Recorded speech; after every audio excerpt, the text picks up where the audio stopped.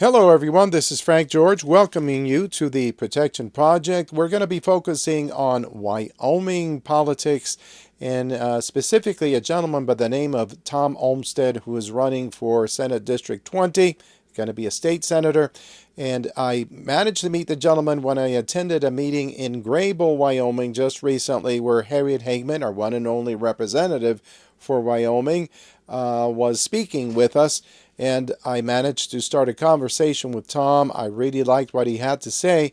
So I asked for an interview, and I was fortunate enough to get that for all of us. Here's a shot of his webpage.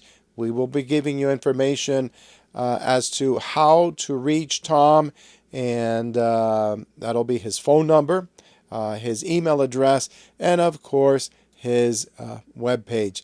Well, let's go on with our interview, and I hope you think as well of Tom as I do. Hello, Tom. Welcome to the show. How are you? Outstanding. Frank, how are you this morning? I'm doing quite well, my friend. Look, you're running for Wyoming Senate District 20, state senator, correct? That is correct. Okay, one of the things that we would like is for you to define yourself for us because we don't know that much about you. Absolutely, absolutely. So currently, my wife and I and our two boys live in Basin, Wyoming. We operate a small RV park.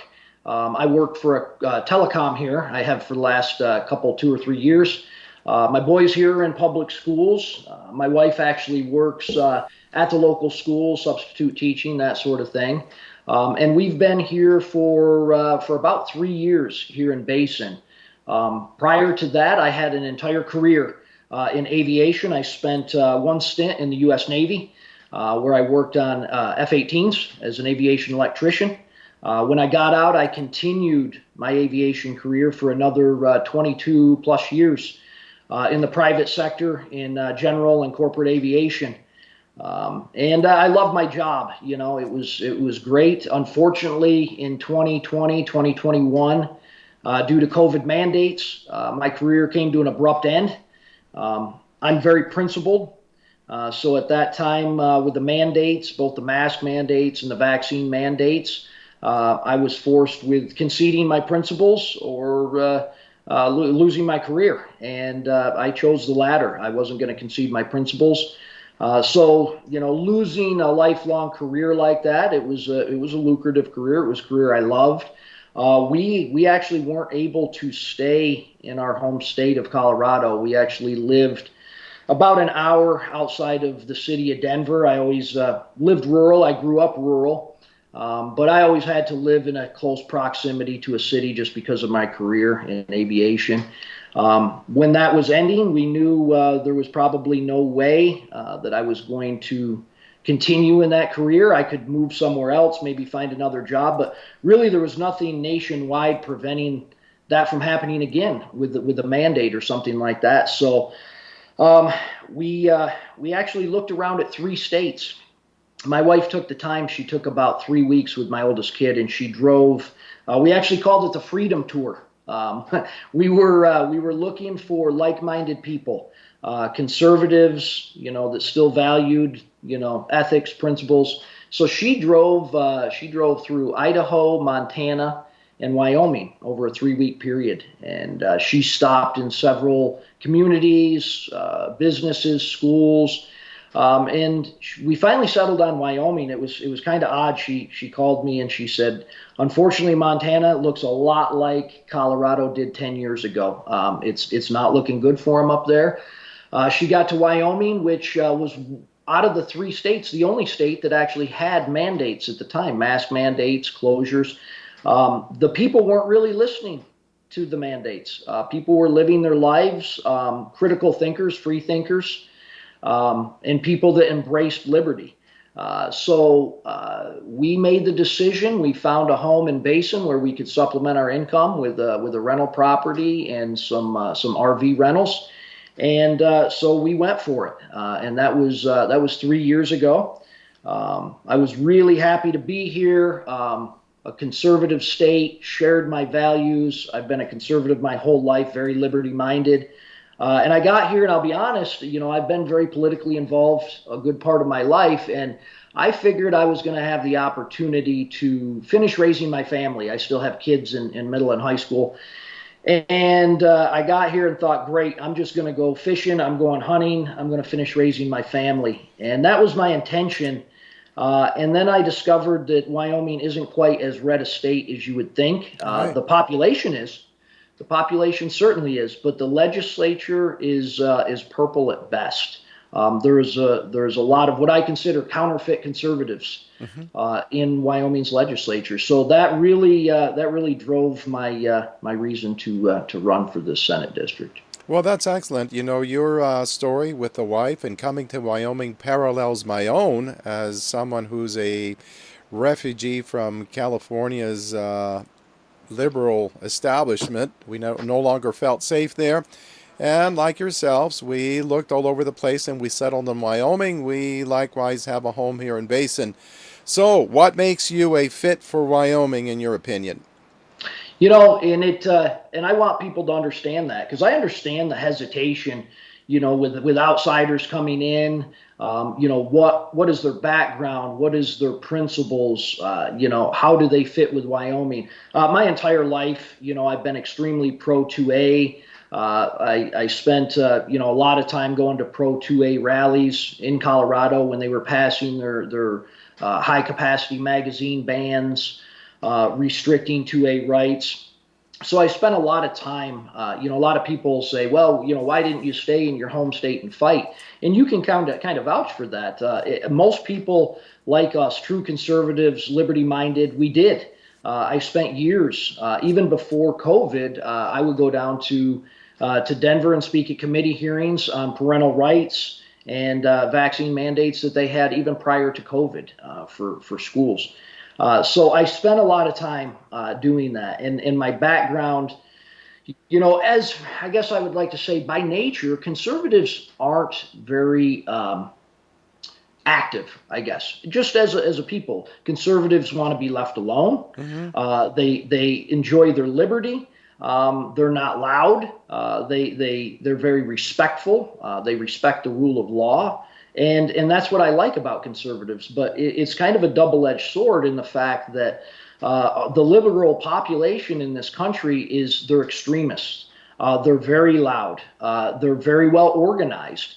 And they never settle for. They say they want something. They keep pushing. They take it to the next level.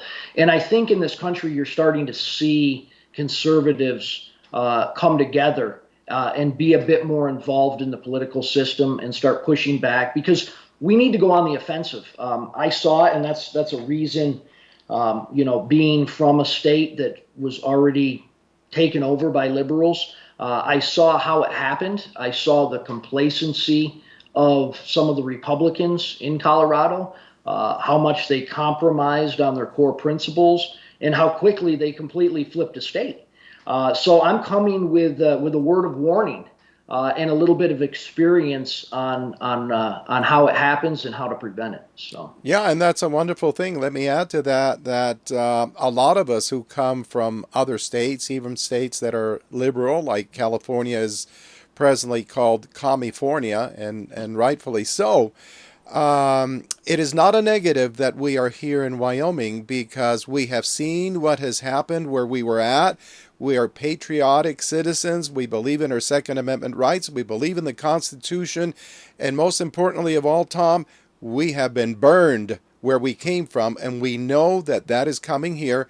And the effort, whether it's you who's running for office or myself doing these little interviews, the effort is to keep our home state of Wyoming free, conservative, and respecting the Constitution of the United States.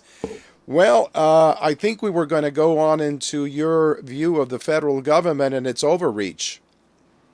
yeah, and that's a huge one for me. Obviously, with the loss of my career, this federal government overreach has been happening for decades. It's getting worse and worse. The way our Constitution, the way our country was founded and structured is based on states' rights. I think people forget the most important thing in your life should be yourself and your faith, and then your family, and then your community, and it works outwards, to the state level and then the federal level. The federal government should have little or no impact on our daily lives.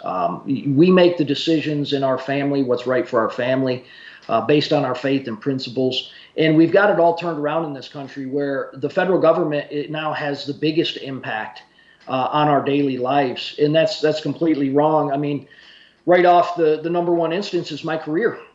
Most of that came down from the federal government, from these unelected bureaucrats in the CDC and the World Health Organization, and their unelected bureaucrats in our federal government just bought whatever they were saying hook, line, and sinker, and then they forced it upon each individual state. A lot of these mandates, we saw some of these states push back. South Dakota, Florida. Unfortunately, Wyoming wasn't one of them. I was sad to see, and I saw it before we came here, that the governor, closed businesses. He instituted a mask mandate for kids. Yep. When we first showed up in Basin, we had disenrolled our kids in public schools in Colorado, not just only due to the mask mandates. I was never going to send my kid to school with one of those, but the public school system as a whole was pretty bad in Colorado. So we had homeschooled our kids for a year, and it was I have nothing against public school systems that run the right way.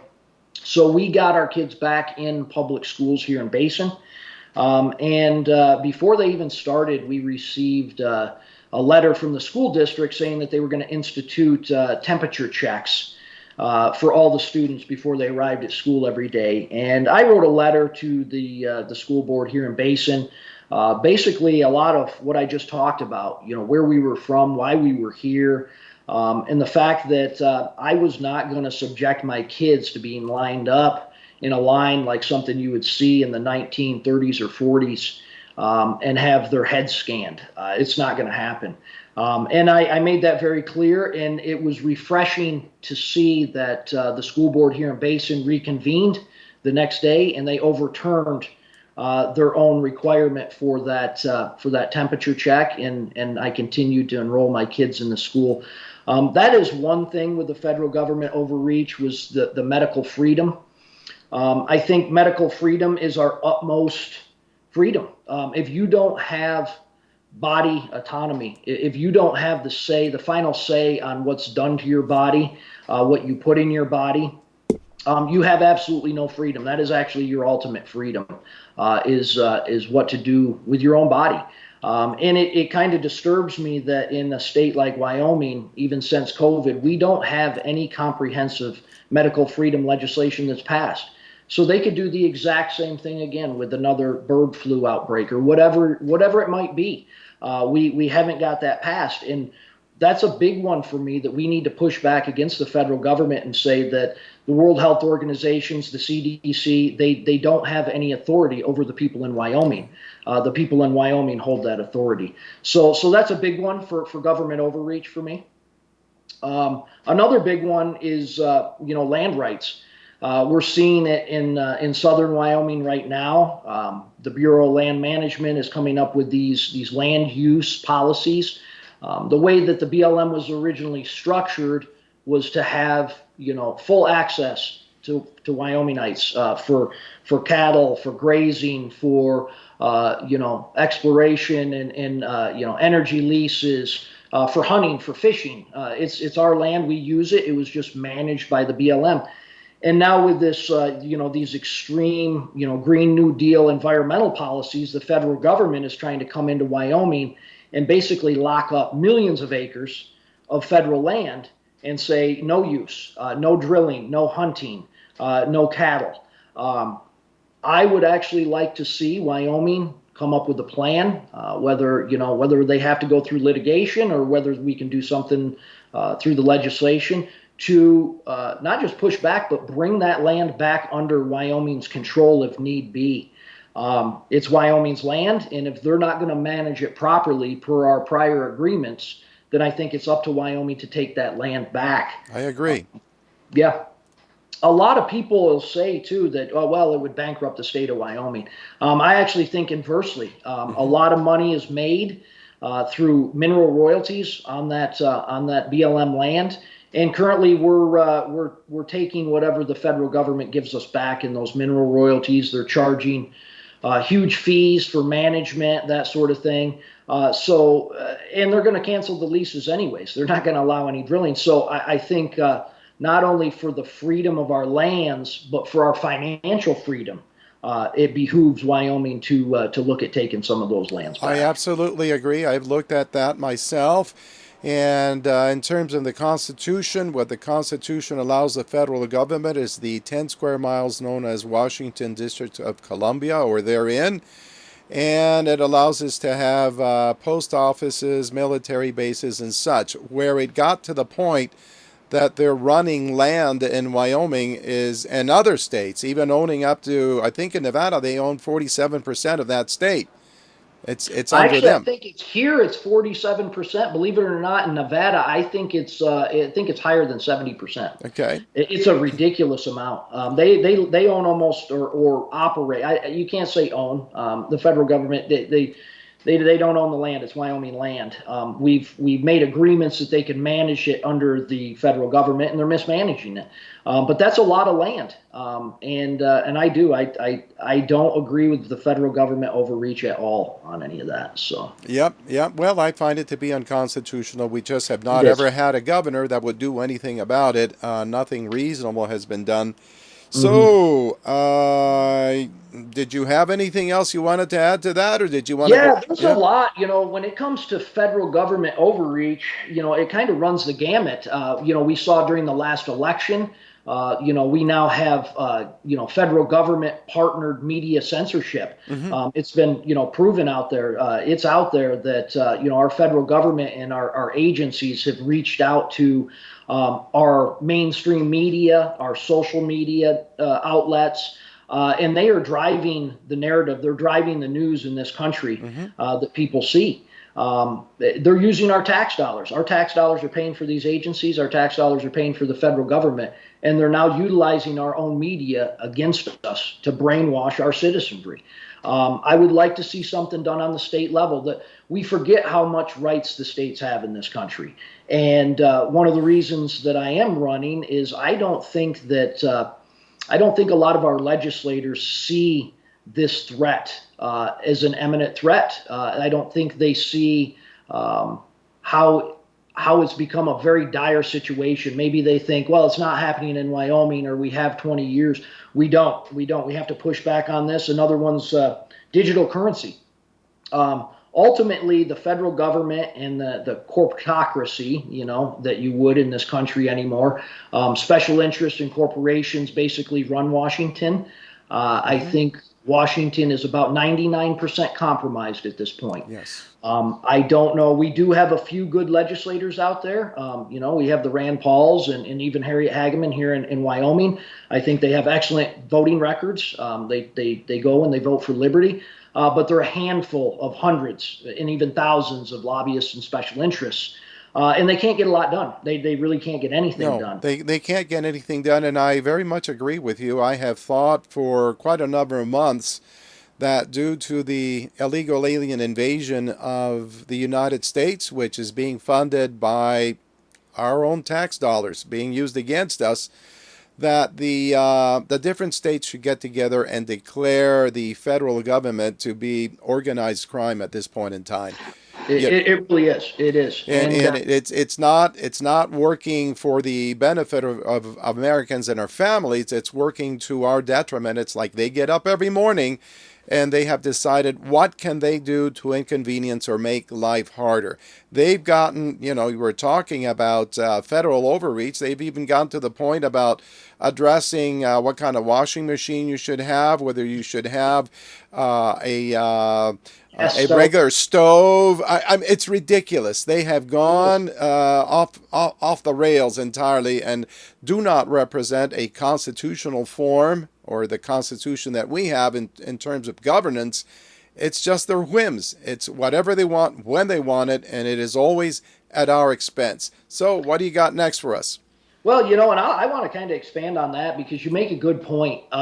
It's every part of our life, whether it's the gas stoves or the cars we Yeah, drive yeah. or what we teach our children. And as a critical thinker, you think about, well, what is this all about? I mean, why is this happening? You question it during I question it during COVID. I question it every day when I see the madness that surrounds us nationwide, and you think why, and it's the easiest answer is usually the correct one, and it comes down to money and control. Yeah.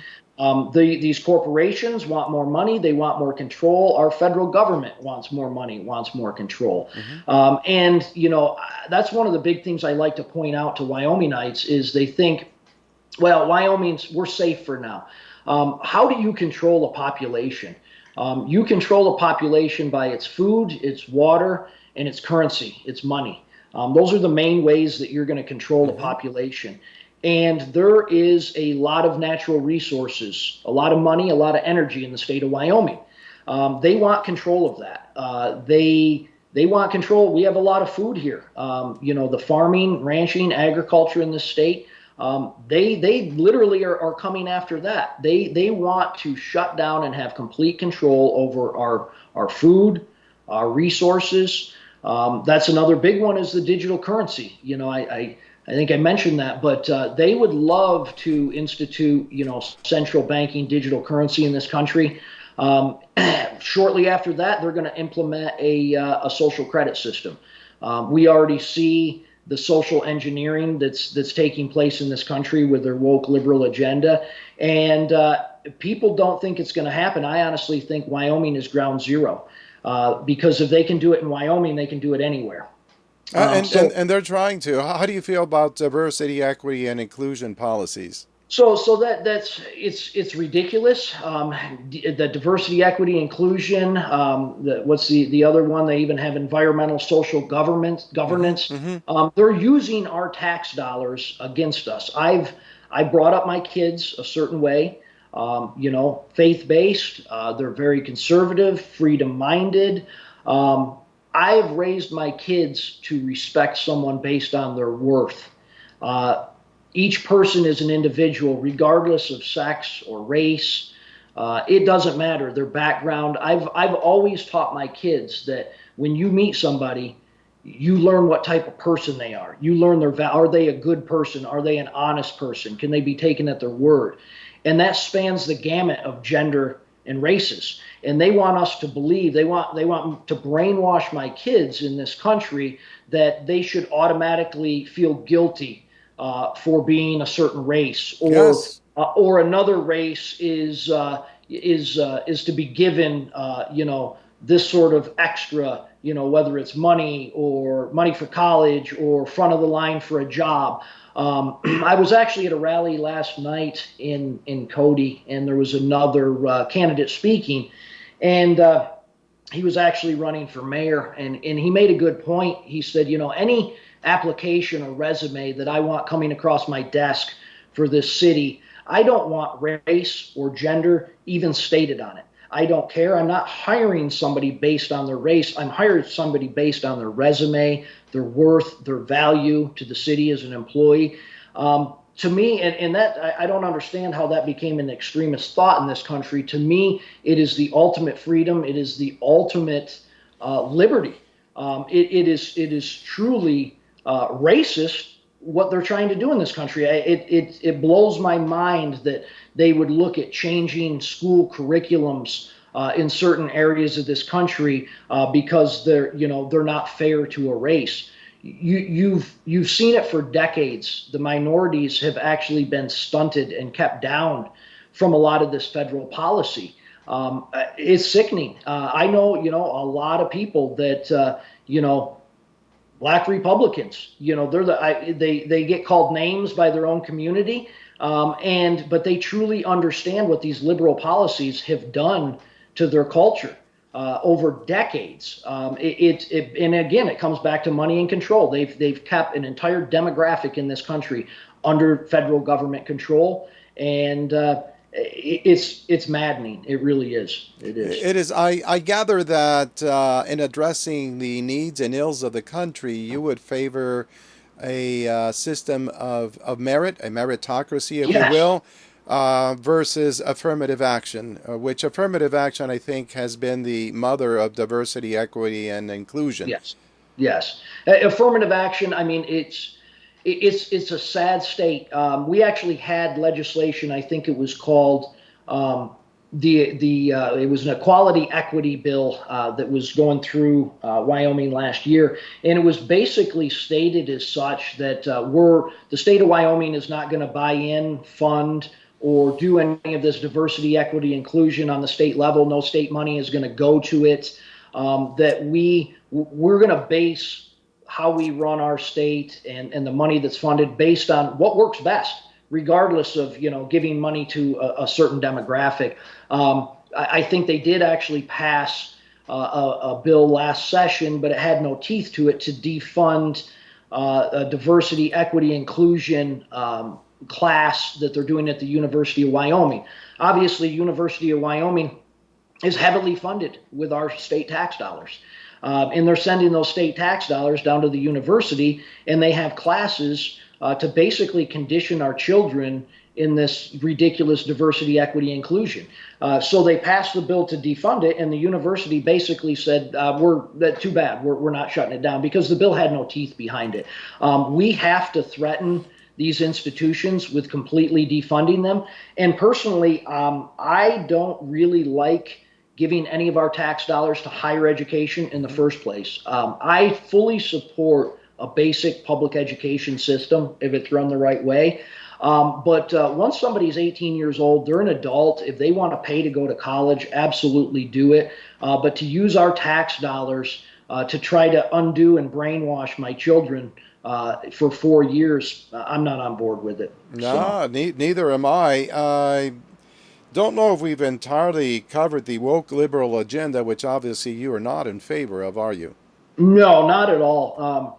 In this, this gender issue has become ridiculous. As a true person of liberty, you can believe whatever you want to believe. That's this country. You can believe you're a pink elephant, I guess, if you would like. But others don't have to buy in or accept your delusions. Exactly. They don't have to. And, just as people don't accept my way of life, the way I raise my children, our conservative values, that's also their right. They don't have to accept that. And I have no issue with that sort of freedom, but I do have to draw the line when they're A, using tax dollars, or B, they're involving children.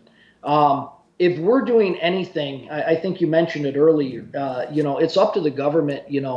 One of the things, other than protecting our God-given rights and our constitutional rights, is to protect our citizenry and above all, protect the innocent.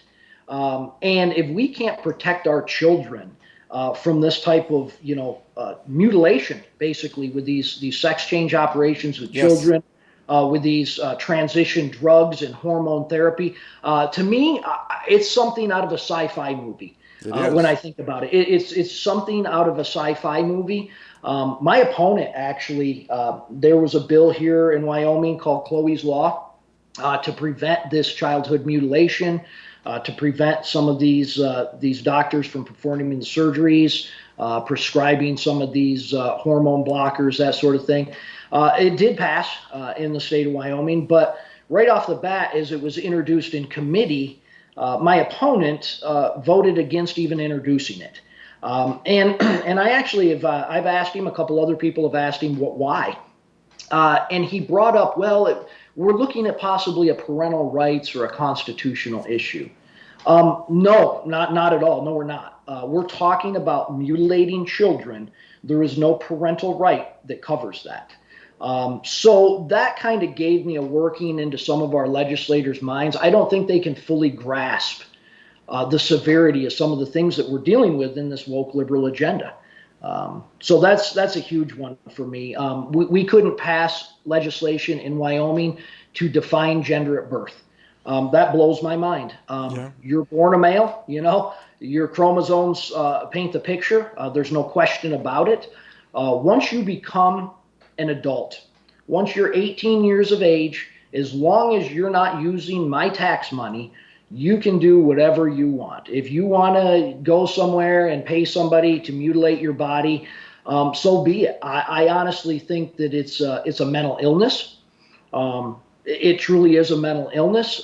I don't like seeing some of our side get so hateful and angry. We almost need to step back. I do get hateful and angry when they bring children into it. I'll admit. Absolutely. I'll admit. They are ruining them. At the same time, we need to look at these individuals as mentally ill. And has it been caused by this constant barrage of social engineering and conditioning in our media? Quite possibly. But there's a mental illness in this country, and I think it needs to be taken seriously. Certainly, when it comes to the kids, I'll be honest, it's difficult for me to stay even keel, because that is the biggest thing we should be doing is defending the innocent. And it's not a parental right to mutilate your children. If my kid thinks he's a pirate, we're not going to let him take his eyeball out and put a patch on. I mean, it's a ridiculous to even entertain some of this. So. Yeah, great. Going back on some things, you and I had previously discussed taxes on your home.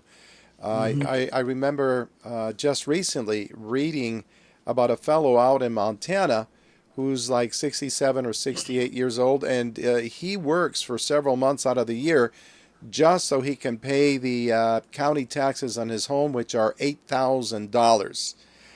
Personally, I don't think that we should pay a penny to any form of government for living in our own homes. There's a sacredness to that. We come together as a couple, have a home, or maybe just by ourselves. Children are born to us in the home.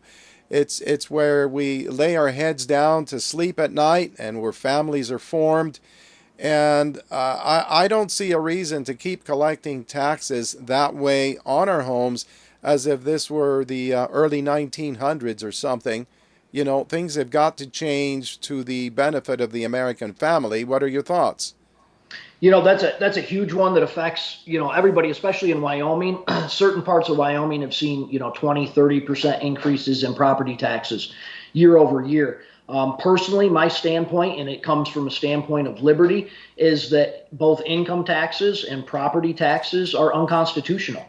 If you don't pay your income tax, thankfully we don't have an income tax here in Wyoming, but if you don't pay your federal income taxes, you're going to prison. They're going to take your property for being productive. They're just for being productive. It's the same way with your property taxes. You're renting your house. Yes. At any point in your life, if you don't pay your property taxes, they're going to take your home. Yep. To me, that's completely unconstitutional. The only fair tax out there is a sales tax. It has to be voluntary. A sales tax is voluntary. Obviously, I'm not in favor of taxing essential items, foods, clothing, stuff like that. But everybody is going to buy products. We're a consumer nation. I'm going to go buy a new truck at some point. We're going to we regularly buy items.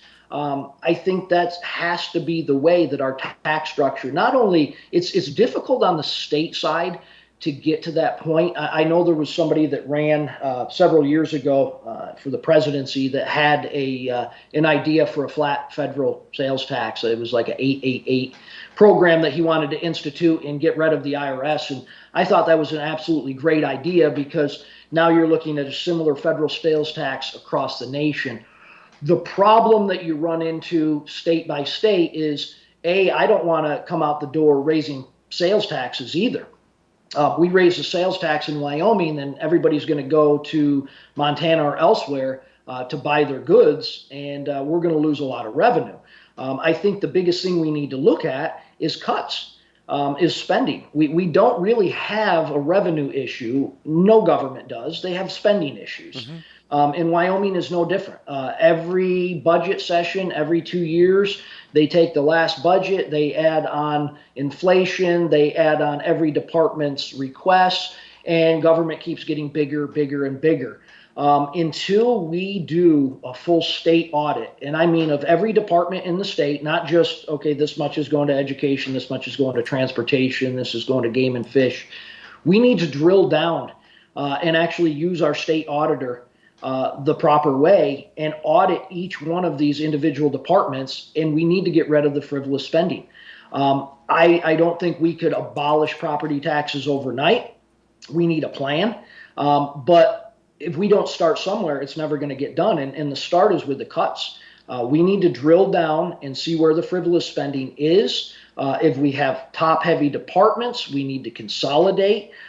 There's a lot of workers in the state. Wyoming actually ranks, I believe, #1 proportionately with our population for individuals that are their employment is tied somehow to the government. We're #1. We need to start becoming independent fiscally. Are you talking tied to Wyoming state government? Is that what you? Wyoming state or federal, Okay.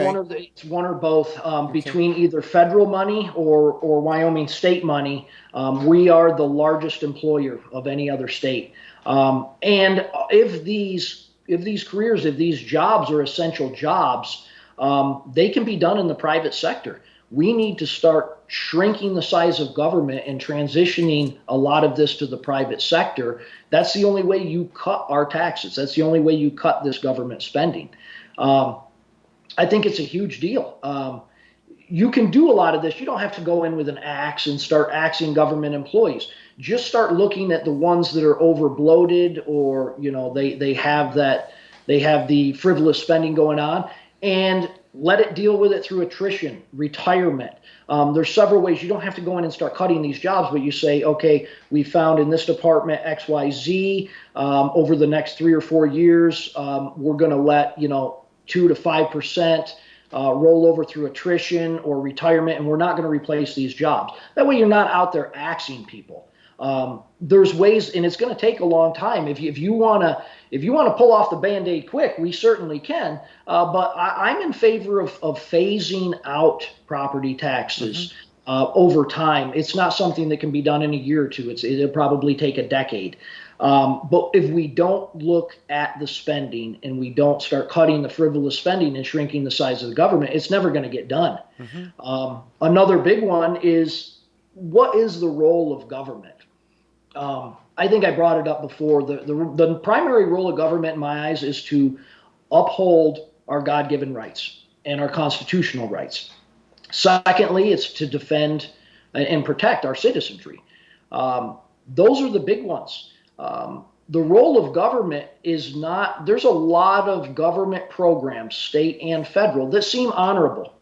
They do. They seem honorable, whether, it's suicide prevention. Absolutely, that's an honorable thing.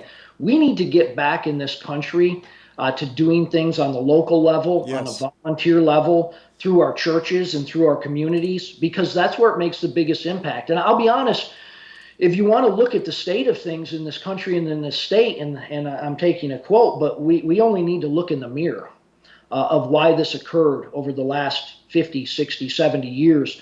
Because people have become complacent. Every time there was a problem, we took that problem and we looked at the government and said, come up with a solution. Instead of trying to do it in our homes and our families and in our communities, we've given that power over decades to the government and said, hey, fix this for us. Oh, they'll try, but government is never the solution. They're always the problem. Something that the government is doing could be done 10 times more efficiently on a local level or on a voluntary level. So I think we need to look at, there's a big one, a push for a $50 million shooting complex in Wyoming that's state sponsored. The government has no business being in private enterprise like that. If there's truly a need, I shoot. That's what I do. People ask me, what do you do in your spare time? I shoot. That's what I do. If there's a need for a shooting complex, the free market will take care of it. There will be investors that will invest and build in a building like that. We don't need that frivolous spending going to programs like that. So major cuts in government spending and get rid of some of these frivolous programs. That's how we lower or phase out property taxes. That makes sense to me. Also, proceeds from mineral rights and all that. If we were able to get the vast bulk of that for Wyoming, I think we should be okay. Let's see. You're running against Mr. Ed Cooper. I looked up his record. He doesn't look very good. He has a very poor record in terms of voting and sustaining what might call conservative values. Hmm. And from what I hear from you, you're very welcome to run in the race, and hopefully, I think you will be his successor because, as I said, I've looked at his record. Not good. Not good. How do you feel about energy policy? I think I read a few months ago Wyoming is investing about $1 billion in solar energy. You got solar panels, and of course, we have wind powered stuff. Logic says this about all of that, and I've actually worked in the power industry as an electronics technician, and I know electricity. Where it comes to solar power, you're not going to get any at nighttime, and you're not going to get much on days where it's overcast. Where it comes to wind energy, when the wind isn't blowing, you're going to get nothing. Well, but what are your views on that? And energy's a big one. And oddly enough, my opponent, Ed Cooper, is an energy consultant. That's his career, and he was in oil, gas, some of our traditional energy businesses here in Wyoming, and I respect that. One thing I need to point out is he sponsored three or four pieces of legislation this last session regarding this carbon capture. Oh my God. Yes, regarding carbon capture, he's fully on board with carbon capture. Basically, you have special interests in federal money flooding into Wyoming to make us some sort of dumping ground for this evil carbon. Yes.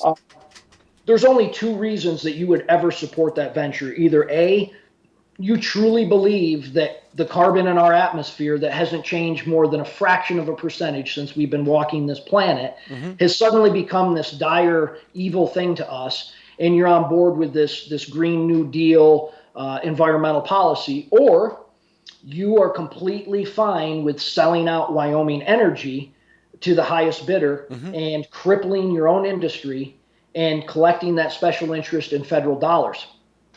I believe it's the latter in his case. I don't believe that he really buys into the Green New Deal. But as soon as you concede taking their money, you are saying that you do buy into that, number one. And as soon as you take that money, you're crippling your industry. You will do to Wyoming Energy what they did to the auto industry. They dumped billions of dollars for electric vehicles, our tax money, federal money, into our auto industry. And then nobody bought the cars. And now our auto industry is pretty much completely dependent on the federal government. They take whatever mandates come down. It's driven again by some of these EPAs, these bureaucratic agencies. And I believe if we start down that road here with this carbon capture, we are going to cripple Wyoming Energy. We need to be fighting for leases and production for some of those traditional energies, not selling out to this Green New Deal. When it comes to renewable energy, I'm a free market guy. If there's a product, if you create a product and it's worthy in the marketplace to be sold, then it will be sold. My problem is with all of these renewable energy sources, you pointed out, they don't work. They don't and work. Even if they did work, they don't work in a state like Wyoming. Last year it's regularly -20, -30 here. These are not going to operate in temperatures like that. Nope. We have a very spread out population. We can't drive electric vehicles, 500 miles across Wyoming. It's not going to work. Okay. Yeah. So maybe those renewable energy sources would work in some other state, but not here. The other problem that I have with them is they're so highly subsidized that they have stunted their own advancement. Human ingenuity is great. When humans need to, and the free market is great. If you come up with a product in a free market and it doesn't work right and you're not selling it, you go back to the drawing board and you make it better and you make it more efficient. None of these renewable industries have ever been forced to do that. They have constantly gotten government subsidies. If I made a product and they came in and my product is garbage, and they said, oh, don't worry that your product's garbage. We're going to give you millions of dollars anyways. What incentive do you have to improve that product? There is none. So I think the subsidies in those industries have stunted it. I'm not against different forms of energy if they work, if they're efficient. But currently, we don't have anything as efficient and cost effective as our traditional energy sources. Exactly. That's so. You think about our Wyoming winter and solar panels covered by snow. They're not going to produce anything. Not during the day, not during the night. But what has happened, and I did look into it, when the federal government passed laws that required energy producers to Mhm. incorporate wind and solar, a lot of those same legislators made a lot of money because they got stocks in those companies, and that scam keeps going on. This stuff that they're Yes. doing in Wyoming is of no benefit to the citizenry of Wyoming. It's just people making money off of something that doesn't work, and that is absolutely disgusting. I want to get to another item. And first of all, I've got to ask, are you in favor of a Wyoming sales tax? I'm sorry, not a sales tax, an income tax. Um, Absolutely. I don't know what the rest of it was, but I am not in favor of a Wyoming income tax. Me neither. Um, it's one of the reasons that I moved to this state. We looked at several states. Property tax was the only tax here that I kind of disagree with. Hmm. And once again, an income tax is just it's punishing you for being productive. Indeed. I don't think income taxes or property taxes are constitutional in my eyes. So. Okay, very good. I want to move on to the illegal alien problem. We have illegal aliens here. This is something I've been hot and heavy on for about 20 years, studied it for about 30 years. And currently, what we have is what people are calling an invasion, bigger and badder than ever. Just recently, this morning, I saw where there were at least 5 articles where women have been raped and murdered by illegal aliens who have come over from Venezuela. There's a 12-year-old girl, that was raped and murdered by Venezuelans. We've got all these people coming over. We don't know who they are, what they are. They're just being brought into the United States on our money. That's happening. Wyoming and its status with illegal aliens. I did look at an article by Wayne Allen Root, who said that he has sources within the Central Intelligence Agency and that they are scared because they see that there are terrorists within the country who may do something at any given moment. What are your thoughts on all of that, and what kind of protection are we getting from this illegal alien invasion, which includes terrorists, there's no doubt about that, in Wyoming by our state government? We're really not doing anything. There was some legislation out there last session, some statutes that if illegals were caught in the state of Wyoming, automatically they would become a felon, which they are. They've already crossed into our border illegally. I have to say up front, before I get into the meat and potatoes, because this is a U.S. invasion. There's no immigration problem. It's an invasion of our sovereign nation. But we are a nation of immigrants. I've traced my ancestry back to the mid 1600s. When my family came over here and actually helped found Hartford, Connecticut. We are a nation of immigrants. I have an instance of a guy I worked with in aviation. It was a British fellow in his mid 60s. And he wanted to immigrate to the United States. And I worked with him for several years. And he still had not finalized it. He was 3.5 years in to the immigration process to come to the United States. And he was a 65-year-old British man. Mm-hmm. Our immigration system on the federal level is broke. I am absolutely for streamlining the immigration process to let in good people, hardworking people that will share our values. Now, that being said, that should be a federal issue. Our immigration policy, our border control should be a federal issue. They're not doing it. They have opened the gates. They are letting people flood into this country. And I would actually have to say the vast majority have a criminal aspect to them, whether it's drug cartels, human trafficking, criminals, quite possibly terrorists. We know that There are nationals from the Middle East that have flown in to these South American countries because they know it's easier just to walk across our That's border right. than it is to fly into our country. It's absolutely ridiculous that the federal government's doing nothing about it. But you have to ask yourself why. Why are they doing this? And I think it's two reasons. One, they would like to change the voter demographic in this country, completely change the voter demographic in this country so that they can secure their liberal voting base for the rest of our lives, for the future. Second, the government likes nothing more than to instill chaos on its population, because the more chaos that ensues, unfortunately, the more people look up to their government and say, how can you fix this? What can we do? And the government loves that question because that gives them the opportunity to take more of your money and more of your civil rights. So that's the reasoning behind it. That's why they're letting it happen. When it comes to the state, normally I would say the state should have nothing to do with it, but we are at a critical mass in this country with the U.S. invasion, and I would fully support Wyoming providing assistance at our border, whether it's with the Wyoming National Guard. A problem I currently have is ultimate authority of Wyoming's National Guard is actually at the federal level.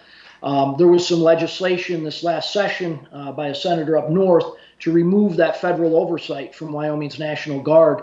It made it nowhere. I would fully support that because at this point, there's nothing preventing the President of the United States from calling up our own Wyoming National Guard and actually saying Wyoming is a sanctuary state now, and your National Guard is going to help promote that. That's right. Yes, so we really need to take a good look at our own Wyoming defense. Every one of these topics that we've been discussing from the beginning to the end really come down to what can be enforced, physically enforced, and what can be physically defended against. So I'm a big promoter of bringing Wyoming's National Guard or instituting some other sort of Wyoming military in this state. And unfortunately, it is now to protect us from our own federal government and the things that they're doing within our country. This U.S. invasion, it is a Wyoming problem. I would love to see photos. I've actually heard some stories, even in Cody.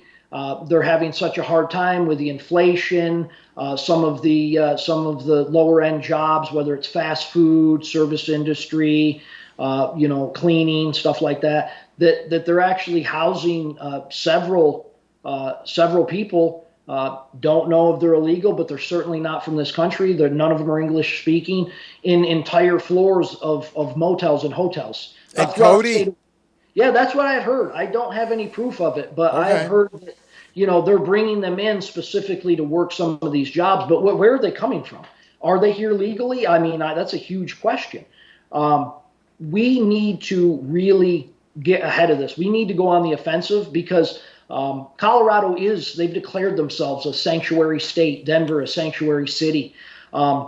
It's actually destroying that city. We moved away several years ago, but even back then, before this massive invasion that's happened the last year or two, there was tent cities. There was illegals just all over the streets of Denver. Yep. I know Denver is now, they came out and asked their citizenry that might have rental properties if they can make them available to illegals. It's running rampant, and we're not that far from a state that is completely being overrun. And if you don't think that they're coming across into Wyoming, it's actually impossible. It's statistically impossible for them not to be here. Yeah, very much agreed. I know someone who has spotted the white government buses with young men of military age stepping out, and that is in Wyoming. I've heard from several folks about that. I've yet to make a call to the governor's office to ask questions about this whole situation that we're having. It is somewhat ridiculous that several years ago we were forced to wear masks, we were forced into social distancing, they were forcing vaccines on us, and this was immigration related in that supposedly this started out in China. Now we have people coming in over the border. The federal government is involved in bringing these people here. And I guess diseases have disappeared, and I guess violent people no longer exist on the planet, the federal government, along with a number of the state governments, are visiting not a potential harm on the citizens of the United States, but an actual harm that will come to fruition at some point in time. So, one of the problems that we have all over the United States is that the federal government prohibits local police from asserting itself in matters involving illegal immigration. If a cop stops someone who's driving without a license and it turns out he's an illegal, they're just going to impound the car and let the guy go and give him a court date, which he will never show up to because he probably has phony ID anyways.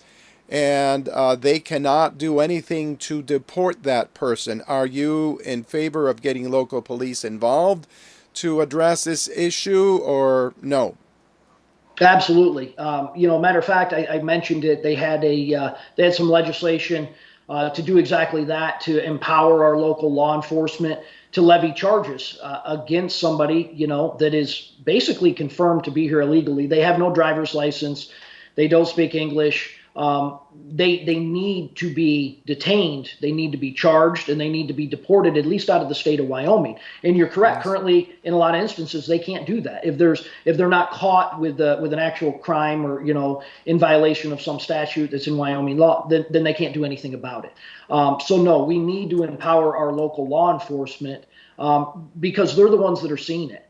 Like you said, the state or the federal government, whether it's our federal border patrol, they're not only just standing by complacent, they're cutting fences and letting people through. Yes. From the direction of our federal government. So we cannot depend on any of our federal law enforcement. We can't depend on ICE coming to pick them up. We need to make serious plans, and this falls under protection of our citizenry. You talked about, and I saw them on the news too. It's becoming all too often. We heard about it over the last couple of years in Europe. In France, they have a huge influx over there of Middle Eastern immigrants from all over the place coming into these Western European countries. And the crime is rampant. They've actually set up little communities inside some of these European nations that state that they won't adhere to those nations' laws and only Sharia law, or that's ridiculous. That is absolutely ridiculous. And now we are finally we've always been isolated a bit just because of our global proximity. But it is happening, and it is happening through our border in Mexico. And you are having these people with no regard for our laws, no regard for principles. And like I said, one of my big things, if the government's doing anything, it is to protect the innocent. And when you start seeing some of these instances of rape and they're child trafficking, they're bringing children into this country specifically for the purposes of trafficking. They show up at the border, they're carrying a kid that's not theirs. They've already abducted this child, and now we're granting them passage into the United States. What happens to that child? I mean, it's chaos. It's chaos at our border. It's not going to stop at the border of Wyoming. And I do not like, and I don't say this lightly, I do not like funding anything through the government other than our basic infrastructure, our schools, our roads. But in this instance, and like I said, I talked about what can be enforced physically and what can be defended against physically. And I truly do support putting some of our government resources behind this U.S. invasion and Wyoming state resources. I really do. Okay, very good. It was just like a couple of years ago, there was an incident here in Wyoming. It was a Mexican national, a man who raped a little girl and destroyed her. She had to be flown to Utah to get her issues addressed. He had done the same thing 10 years earlier. Okay, now here in Wyoming, we have one of the most secure kinds of driver's licenses. I'm sure you're aware of that. You have to produce all kinds of documents to get the license and all that. And here we have this guy shows up, rapes a little girl. And I think that's pretty sad that the governors don't have enough backbone to provide that fundamental thing of safety for the citizenry. There is always the argument about, oh, we need workers for the farm fields and such, and that is very true. But we used to have many, many years ago what was called the Bracero program. We used to have people come from Mexico for the seasons of farming and such. They came here legally. We knew who they were. They were treated well, and when the season was over, they went back. Hmm. We could do the same thing, but there is an agenda to change the demographics of this country and actually destroy it, is what I've seen of it. Now, I'm sure you've seen the same videos I've seen of people just coming over the border and, they're not being stopped. And I was in the Army for a very short amount of time, and part of that is guard duty. Halt, who goes there? If they don't stop, you shoot. I am in Hmm. favor of that. I am in favor of posting the military on the United States border, southern border, northern border, and reclaiming areas that are now controlled by the drug cartels. And by the way, I've even seen drug cartel people 10 miles north of me in Grable. There was no denying who and what they are. I've Hmm. had citizens in Wyoming tell me that in the Indian territory areas, the Indian nation, they've spotted, Mexican drug cartel people there. So we have some very important issues to be addressed in a very positive manner that would protect our culture, protect our country, and protect our people. And I'm going to ask you the hard question. What would you do about the southern border? You know where I stand on that. Well, like I said, nationally, it should be a national problem. It's not. It's everybody's problem now. I'm in complete agreement. Actually, Trump and his wall, I wasn't completely against that, but I think we need to go a step further. And I think it would be more cost prohibitive instead of building the wall to actually dispatch 2,000, 3,000 troops to our southern border. You're absolutely true. It is an invasion. We are a sovereign nation with borders, and this is an invasion of our country. Throughout human history, a sovereign nation will defend its borders. I don't know why this has all of a sudden become something that can't be accepted. We don't do that anymore. No, we are a sovereign nation. We are being invaded. I would have to say a good portion, and I couldn't tell you, is it half? Is it a quarter? Even if it's a quarter of the people coming across our southern border have ill intentions, and they're human traffickers, they're drug cartels.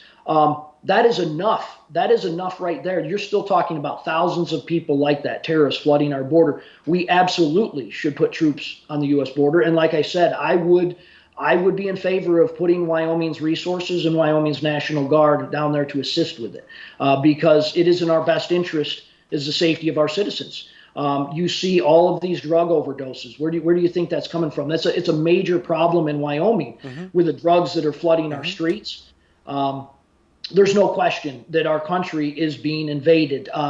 It's not to be taken lightly. And I think I started, this conversation with the U.S. invasion talking about proper immigration policy and vetting people. And you spoke to it with some of these seasonal workers for farming and ranching coming up. I have no issue with that. Mm-hmm. I absolutely have no issue with that. And I have no issue letting, whether they're from Venezuela, whether they're from Mexico, and they go through the proper channels, which should not take 3 years, 2 years, or even 1 year. Mm-hmm. It should be a few-month process to legally immigrate to the United States. They have convoluted the process purposefully so that it adds to this invasion that we have. Because they would love to point out that, oh, yeah, there's a lot of good people coming across the border. Yes. Well, number one, I have to say you've broken a law automatically when you came to our country illegally. You have. There's no denying that. You've broken one of our laws, automatically showing up here. There was actually, when I was in Colorado, there was an ICE facility in Aurora, Colorado, several years ago that was overtaken by illegals. And they yanked down a U.S. flag in Aurora, Colorado, and they hoisted a Mexican flag. That to me, that it's not my opinion. That is a statement of invasion to do that. That's what you do when you conquer a nation. You take their flag down and you hoist theirs. That happened on U.S. soil. That happened in Aurora, Colorado. I saw it on the news the next day. I actually drove down there myself. me and a couple other people. The American flag, the U.S. flag was back up, but I went there to physically defend our country, our flag, our colors.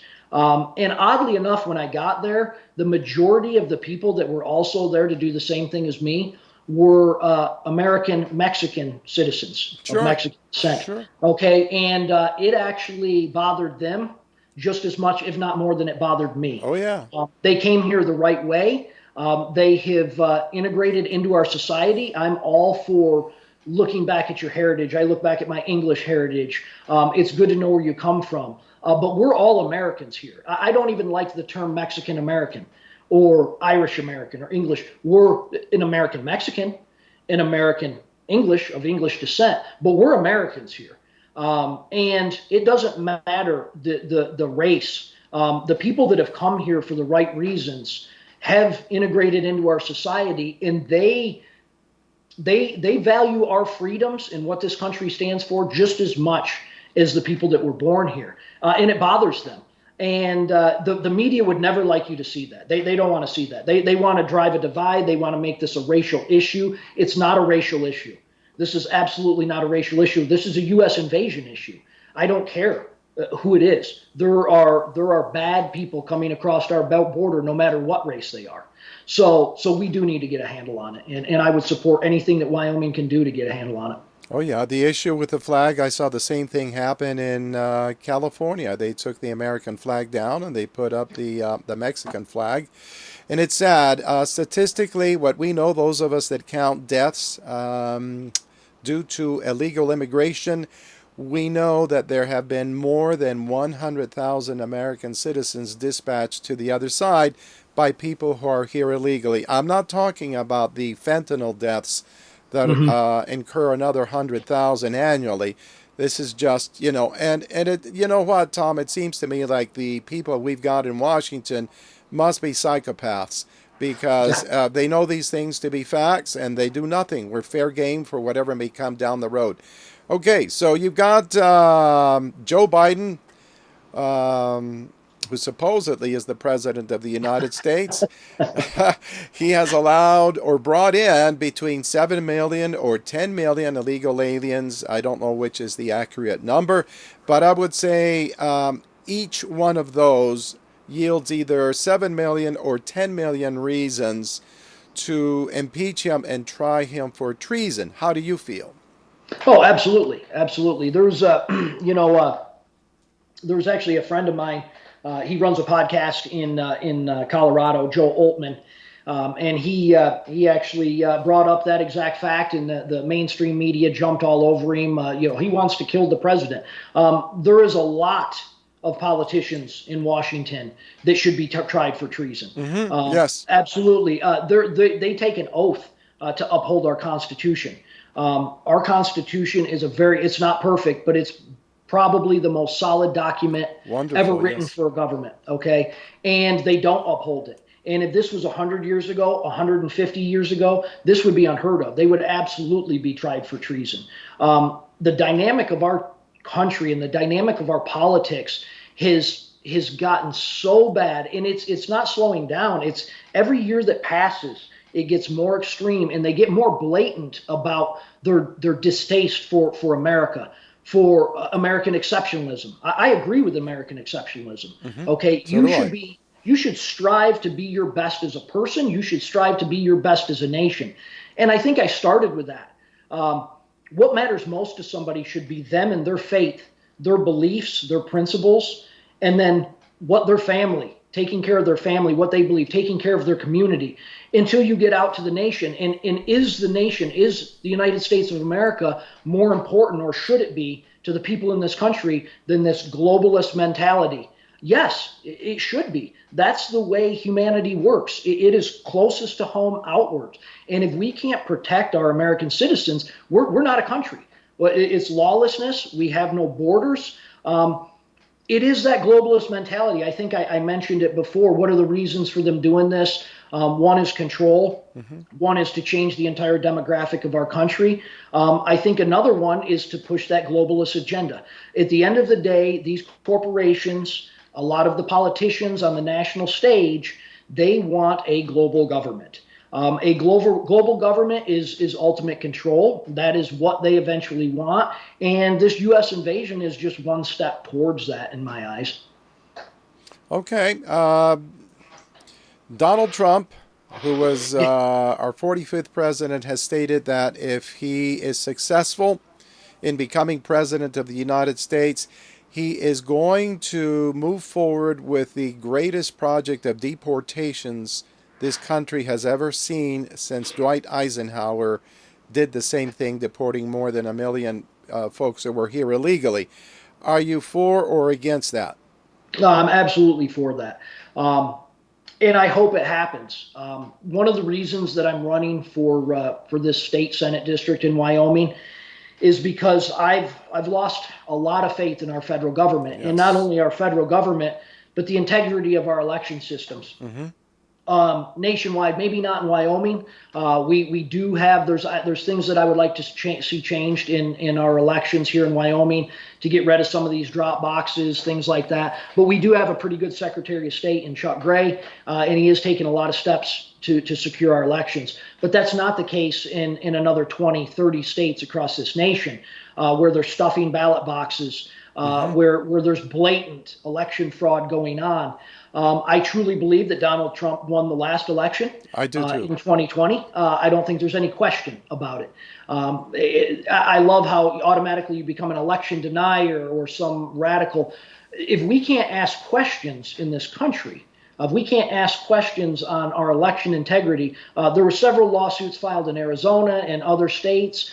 They never really did true investigations into the election integrity throughout this country.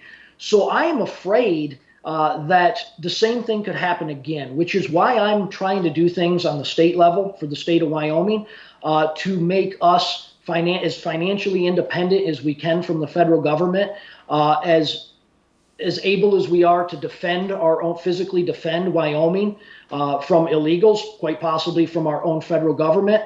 That's why I'm doing this at the state level.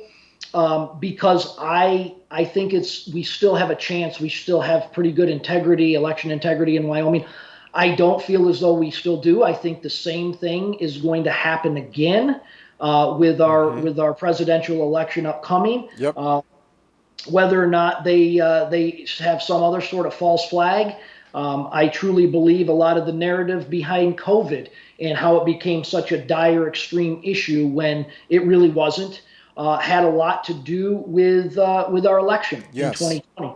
I do, and that's not extreme to think that. It's not. It's a fact. There's a lot of instances that have been proven. It's very rational thinking. Very rational. Unfortunately, our judicial system, most of our agencies, the IRS, the ATF, the FBI, our own judicial system, have been weaponized against the American people, against the conservative American people of this country. Our federal government is compromised. So I don't hold a lot of faith in the upcoming national elections. I hope I'm proven wrong. I hope that the last 4 years, enough conservatives, enough freedom fighters, patriots, constitutionalists have gotten involved, that maybe it is a bit more transparent and we can have free and fair elections. But we'll see. We'll see. I would certainly support, Donald Trump has my vote. I've run into it several times. People have asked me, it shouldn't be an issue when you're campaigning for a state, a state representative or Senate job. But several people asked me, do you like Donald Trump? I said, like him, like I would hang out with him and go drink beer with him. I said, I don't know. He's a bit conceited. He loves himself some Donald Trump. He does. Do I, really, they ask me, I don't know. I probably wouldn't hang out with a guy. He's a bit full of himself. But do I think he has the best interest of this country? Do I believe that he supports real freedom in this country? And will I absolutely vote for him in the upcoming election? Without a doubt. Me too. Without a doubt. The more they come at him, through the judicial system, through every avenue they can come at him, reaffirms the fact that he's the right guy for the job, that he is not entrenched in that swamp. To me, he is an outsider.